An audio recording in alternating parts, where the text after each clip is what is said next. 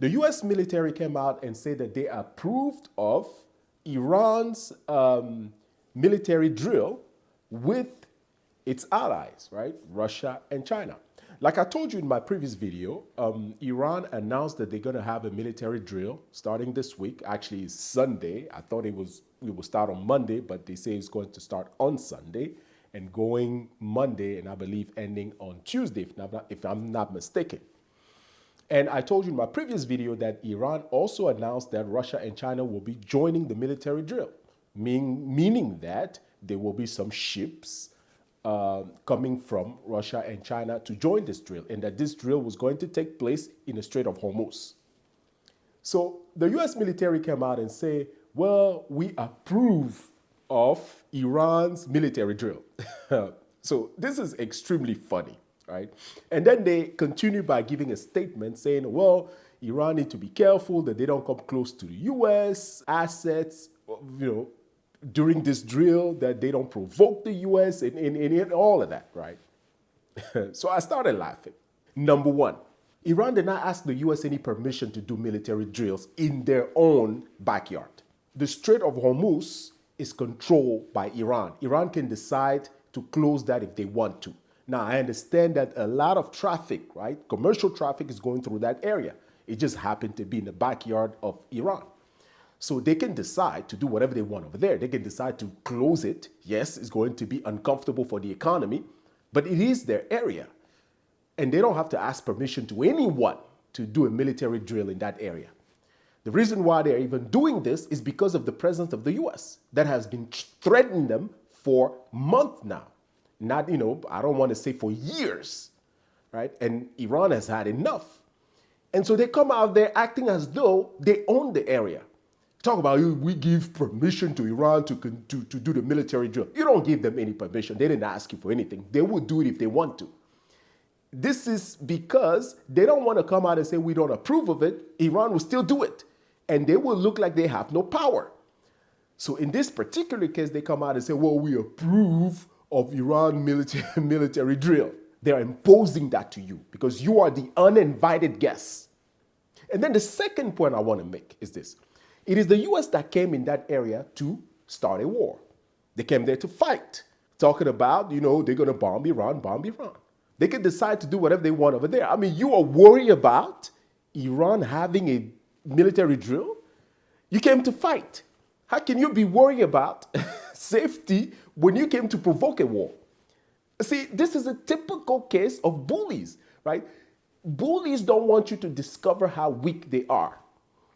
And so they do these type of things, right? They come out and, they always want to be the first to make some type of threat just so that people could believe that they have some strength. And so you are there for war and you're telling them that they should be careful. You're the one who's been saying that any time from now you will be bombing Iran. Now, Iran sent you a message clearly that we don't care. You want to bomb? Try, because we're ready for you. Right? And we're going to have our military drill on this date because we know you're not going to do anything about it. And so because they ignore you, they ignore your threats, right? And they are setting for their military drill. You're embarrassed by that. And you want to come out, right, and embarrass yourself even more. Talking about they should be careful. You are there for war. There's no being careful during war. War is war. You came in someone's backyard and you claim to own the place, telling them how they should run their military drill. Because you're used to do these type of things. You can kidnap, other countries' president. You can do whatever you want around the world. You're not going to do that with Iran, right? There's always one person on earth that will be your karma. It doesn't matter how powerful someone can be or country can be. There will always be one person that you're not going to be playing with. The US need to understand one thing. Iran is that country that you're not going to play with. Now, I don't want to talk about China. I don't want to talk about Russia. There's always some type of balance of power that has to take place. The US has been that powerful country, so-called powerful country all these years. But there are some countries that they never conquer. It's because that is how life is. in life, nature always keeps some type of balance of power. And the balance here has been, the Soviet Union for a moment, then the Soviet Union collapsed. They wanted to do that with Russia. And then it was a reminder that Russia is that country that tried to keep the balance. And when you don't understand that and you want to keep pushing, then other countries add up to that balance. Now you have China that add up. You had North Korea that add up to the thing. And now you have Iran. The more you want to push, things get worse. And so that's what's going on. So the US has pushed so hard to try to threaten everyone, being a bad guy, claiming to be the most powerful and want to control the entire world, that they've made more enemies that are way more powerful than they could have expected. And so Iran is sending that message clearly that we are that country. And every superpower, when the time comes for them to collapse, they will always provoke that one person that will be their demise. It would have been better that it is Russia or China that becomes the major collapse of the US. But in terms of military action, is usually not the one that we think is going to do it that does it. And in this particular case, the country that we didn't expect was going to bring the US down could be Iran. And we're talking about militarily. I don't want to talk about economically because China is taking care of that. This whole thing of threatening people, right, has gotten the US to the point where they no longer know how to even handle this entire thing. By Iran holding a military drill right there in the Strait of Hormuz, and the way that the US is responding clearly show one thing. They're worried about the economic situation of the world, specifically for the US, knowing very well that they will lose a lot of money if Iran was to close that Strait of Hormuz.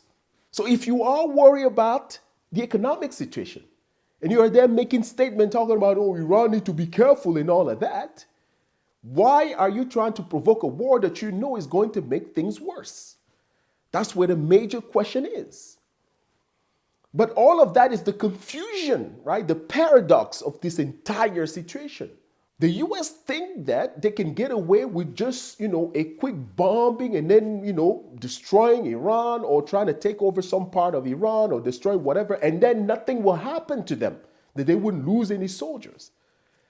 Long gone as are those days, because even in Venezuela, it took time for them to do this small little kidnap that they did with a lot of help of the locals.